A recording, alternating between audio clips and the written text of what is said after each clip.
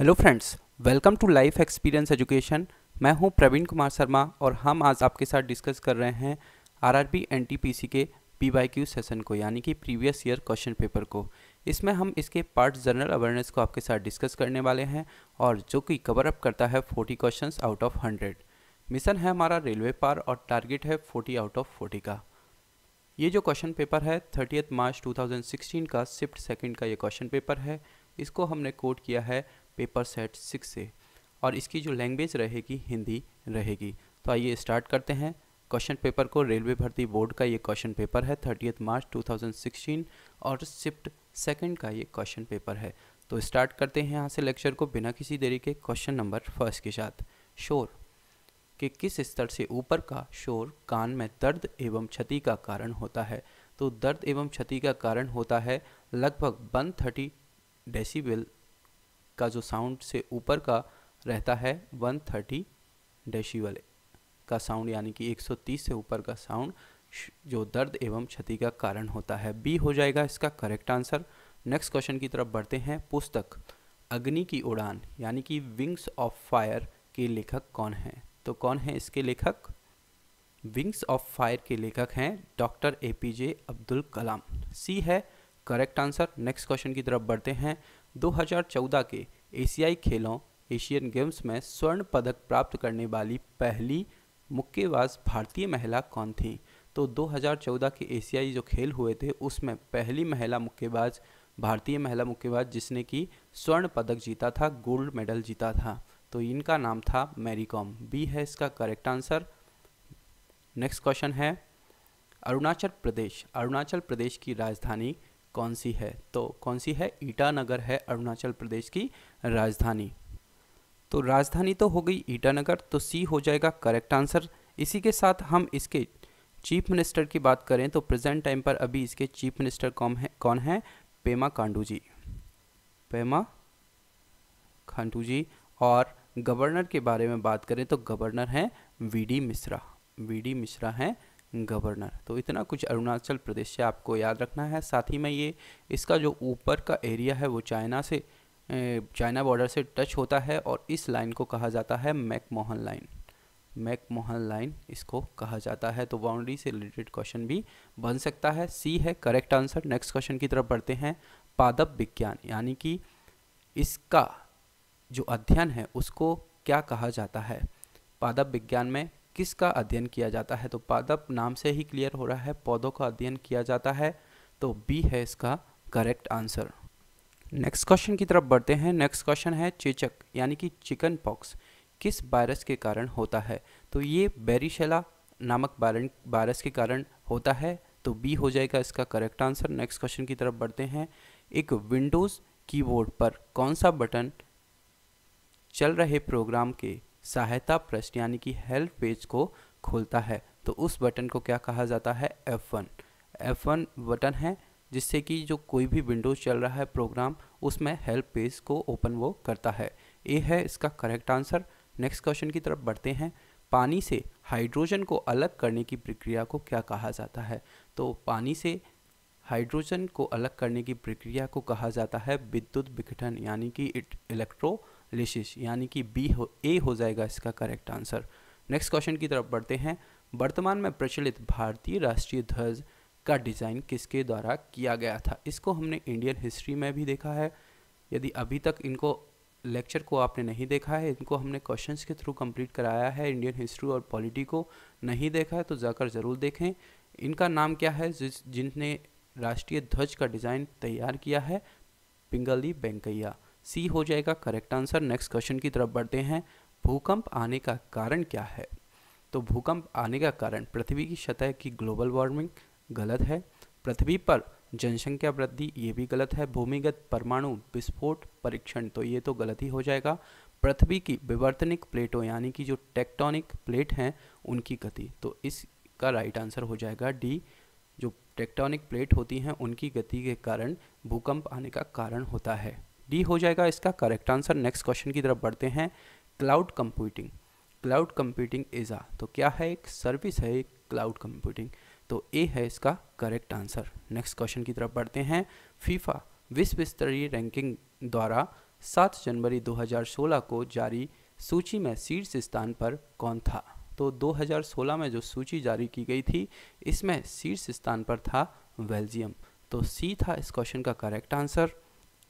और अभी की बात करें हम 2020 की, तो इसमें भी फर्स्ट नंबर पर है बेल्जियम, सेकंड प्लेस पर कौन है? फ्रांस सेकंड पर है और थर्ड पर है ब्राज़ील। ये रैंकिंग 2020 की है, फर्स्ट पर है बेल्जियम। तो सी इसका है करेक्ट आंसर। नेक्स्ट क्वेश्चन की तरफ बढ़ते हैं। 1 रुपए के नोट पर किसके हस्ताक्षर होते हैं? तो जो 1 रुपए का नोट होता है उस पर हस्ताक्षर होते हैं किसके? केंद्रीय वित्त सचिव के हस्ताक्षर होते हैं 1 रुपए के नोट पर। तो डी है इसका करेक्ट आंसर। साथ ही में अभी हम बात करें जो प्रेजेंट टाइम पर वित्त सचिव कौन है? केंद्रीय वित्त सचिव अजय भूषण पांडे। कौन है? अजय भूषण पांडे जी। तो ये हैं केंद्रीय वित्त सचिव। तो डी है इस क्वेश्चन का करेक्ट आंसर। नेक्स्ट क्वेश्चन की तरफ बढ़ते हैं। जो सांड होते हैं उनको बस में करने का खेल जिसको कि नाम दिया जाता है जल्लीकट्टू, जल्लीकट्टू किस राज्य में प्रसिद्ध है? तो जल्लीकट्टू है रिलेटेड टू किस राज्य से? तमिलनाडु में ये खेल एक बनाया गया है जिनको कि सांडों को आपस में लड़ाया जाता है, रेस उनकी कराई जाती है। तो ये होता है तमिलनाडु में। सी इसका है करेक्ट आंसर। नेक्स्ट क्वेश्चन की तरफ बढ़ते हैं। किस नदी को दक्षिण गंगा यानी कि दक्षिण गंगा के नाम से जाना जाता है? तो जो गोदावरी है इसको दक्षिण गंगा के नाम से जाना जाता है। सी इसका है करेक्ट आंसर। नेक्स्ट क्वेश्चन की तरफ बढ़ते हैं। श्रावण बेलगोला कहाँ पर स्थित है? तो जो श्रावण बेलगोला है ये स्थित है कर्नाटका में, कर्नाटका में स्थित है श्रावण बेलगोला, इंपॉर्टेंट है। डी इसका है करेक्ट आंसर। नेक्स्ट क्वेश्चन की तरफ बढ़ते हैं। In the contest of air pollution PM refers to. तो पीएम क्या है? एक पार्टिकुलेट मैटर इसको कहा जाता है पीएम को। तो सी इसका है करेक्ट आंसर। नेक्स्ट क्वेश्चन की तरफ बढ़ते हैं। नेक्स्ट क्वेश्चन है किस वर्ष में भारत ने पहली बार राष्ट्रीय मंडल खेलों यानी कि कॉमनवेल्थ गेम्स हैं उनकी मेज़बानी की थी? तो सन 2010 में राष्ट्रमंडल खेलों की मेज़बानी की थी जो कि दिल्ली में आयोजित कराए गए थे, जो कि कॉमनवेल्थ आपने देखे होंगे, सुने होंगे। डी इसका है करेक्ट आंसर। नेक्स्ट क्वेश्चन की तरफ बढ़ते हैं। हाल ही में निम्नलिखित में से किस देश ने भारत के साथ सौर ऊर्जा विकसित करने के लिए समझौते पर हस्ताक्षर किए हैं? तो किसने किए थे ये हस्ताक्षर? रूस के द्वारा, रशिया के द्वारा ये हस्ताक्षर किए गए थे। डी इसका है करेक्ट आंसर। नेक्स्ट क्वेश्चन की तरफ बढ़ते हैं। भारतीय मुद्रा नोटों के छपाई के लिए उपयोग की जाने वाली सामग्री है? तो कौन सी सामग्री उपयोग की जाती है? कपास एवं कपास के लत्ते यानी कि कॉटन एंड कॉटन रिक्स का उपयोग किया जाता है जो कि भारतीय मुद्रा नोटों की छपाई में उपयोग होता है। बी है इसका करेक्ट आंसर। नेक्स्ट क्वेश्चन की तरफ बढ़ते हैं। भारतीय करेंसी नोटों के पिछले भाग पर कितनी भाषाएं मुद्रित होती हैं? तो कितनी लैंग्वेजेस मुद्रित होती हैं? 15 लैंग्वेजेस, 15 भाषाएं मुद्रित होती हैं। सी हो जाएगा करेक्ट आंसर। नेक्स्ट क्वेश्चन की तरफ बढ़ते हैं। भारत और पाकिस्तान के बीच युद्ध विराम रेखा को, जिसको कि नियंत्रण रेखा यानी कि एलओसी कहा जाता है, इसमें कब परिवर्तित किया गया था? तो इसको परिवर्तित किया गया था कब?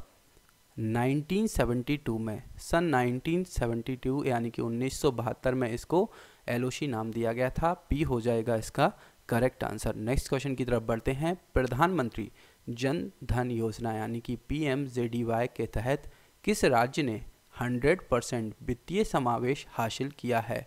तो 100% जन धन योजना के तहत किस राज्य ने 100% वित्तीय समावेश हासिल किया है?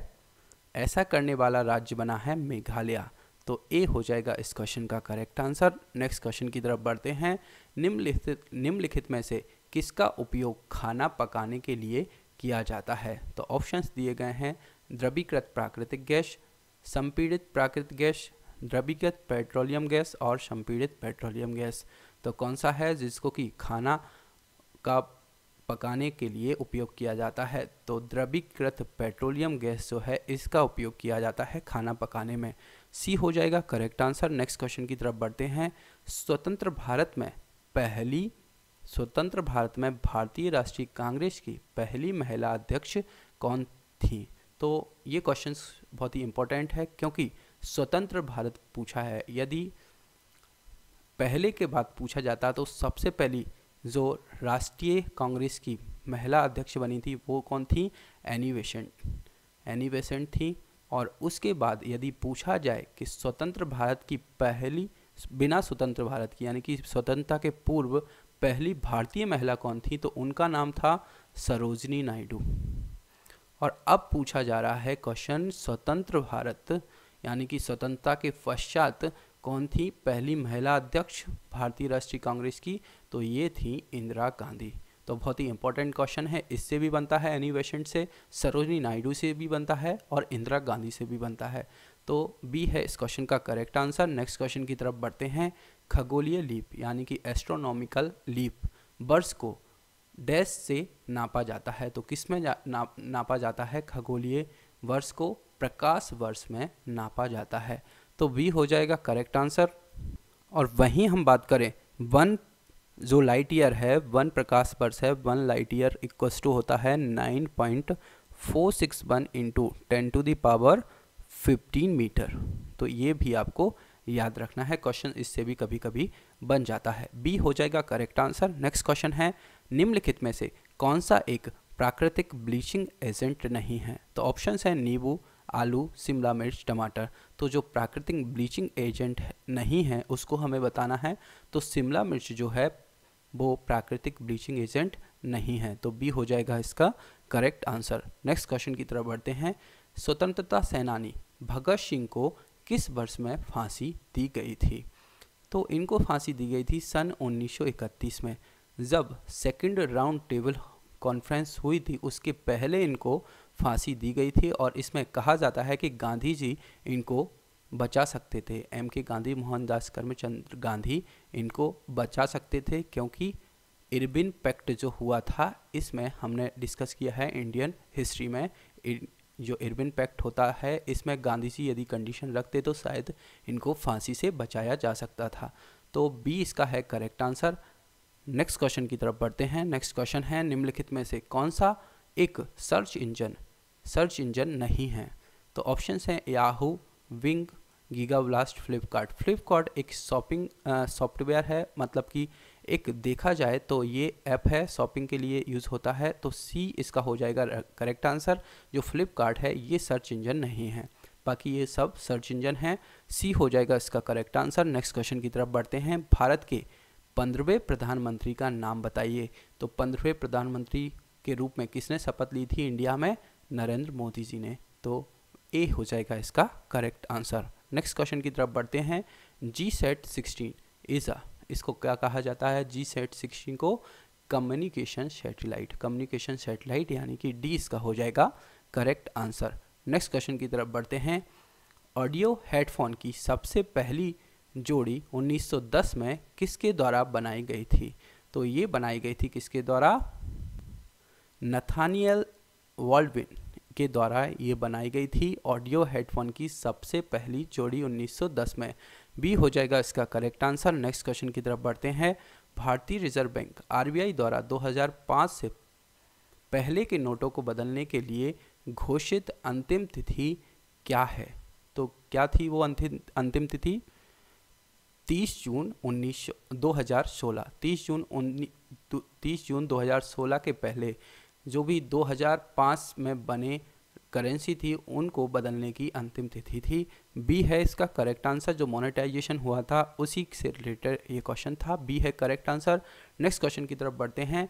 पास की और दूर की वस्तुओं को देखने के लिए मानव आँखों की अनुकूलन की विशेषता को क्या कहा जाता है? तो इसको सामंजस्य कहा जाता है, एकोमोडेशन, यानी कि बी हो जाएगा इसका करेक्ट आंसर। नेक्स्ट क्वेश्चन की तरफ बढ़ते हैं। MS ऑफिस एक क्या है? एक एप्लीकेशन सॉफ्टवेयर है MS ऑफिस। बी हो जाएगा करेक्ट आंसर। नेक्स्ट क्वेश्चन है। बांग्लादेश के मोहम्मद यूनुस को उनके किस योगदान के लिए 2006 में नोबेल शांति पुरस्कार दिया गया था? तो क्या कार्य उन्होंने ऐसा किया था जिनको कि नोबेल शांति पुरस्कार से सम्मानित किया गया था? उनके द्वारा आर्थिक एवं सामाजिक विकास की दिशा में उनके प्रयासों के लिए नोबेल शांति पुरस्कार दिया गया था, यानी कि ए हो जाएगा इसका करेक्ट आंसर। नेक्स्ट क्वेश्चन की तरफ बढ़ते हैं। Chemotherapy is given for a treatment of. तो कीमोथेरेपी किसके लिए की जाती है? ये कैंसर में जो पेशेंट होते हैं उनके लिए की जाती है। आपने देखा होगा वो सब सारे जो बॉडी पर बाल रहते हैं उनको कटवा देते हैं, तो उसको कीमोथेरेपी कहा जाता है। सी इसका है करेक्ट आंसर, कैंसर के लिए यूज़ होता है। नेक्स्ट क्वेश्चन की तरफ बढ़ते हैं। नेक्स्ट क्वेश्चन है प्रसिद्ध कैंटीन टावर, कैंटन टावर किस देश में स्थित है? तो किस में है ये कैंटन टावर? चीन में ये स्थित है। ए उसका हो जाएगा करेक्ट आंसर। नेक्स्ट क्वेश्चन की तरफ बढ़ते हैं। निम्नलिखित में से कौन सा विद्युत आवेश का सुचालक है? तो सुचालक यानी कि कंडक्टिविटी की बात हो रही है, तो तांबा विद्युत का सुचालक होता है। सी इसका हो जाएगा करेक्ट आंसर। नेक्स्ट क्वेश्चन की तरफ बढ़ते हैं। The global headquarters of international space university is in. तो जो ग्लोबल हेडक्वार्टर है किसका? इंटरनेशनल स्पेस यूनिवर्सिटी का, वो कहाँ पर है? फ्रांस में। तो डी इसका हो जाएगा करेक्ट आंसर। ये आज की सीरीज़ का हमारा लास्ट क्वेश्चन था। लेक्चर आपको पसंद आए तो लाइक और शेयर ज़रूर किया कीजिए अपने फ्रेंड्स के साथ, और लाइफ एक्सपीरियंस एजुकेशन के साथ जुड़ने के लिए चैनल को सब्सक्राइब भी कीजिए। Thank you.